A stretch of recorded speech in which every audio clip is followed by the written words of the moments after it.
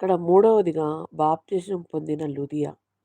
అపోస్తల కార్యం 16 అధ్యాయం 15 వచనంలో ఆమె బాప్తిసం కూడా తీసుకున్నది. విశ్వాసం ఉంచడమే కాదు, శ్రద్ధ వహించడమే కాదు, లక్ష్యం ఉంచడమే కాదు, బాప్తిసం కూడా తీసుకున్నది లుదియ. లుదియ దేవుని మాటలు విని విశ్వాసం ఉంచింది. ఆమె ప్రభావము ఆమె ఇంట వారి మీద పనిచేసి ఉన్నది.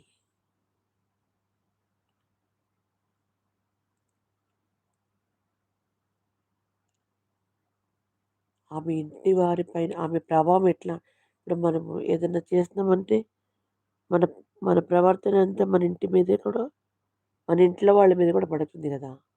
అలాగే ఆమె ఆమె ప్రభావము ఆమె ఇంటి వారి మీద కూడా పనిచేసి ఉన్నదంట. వెంటనే ఆమె మాత్రమే కాదు, ఆమె ఇంటి వారందరూ బాప్తిసం తీసుకొని రక్షింపబడిరి.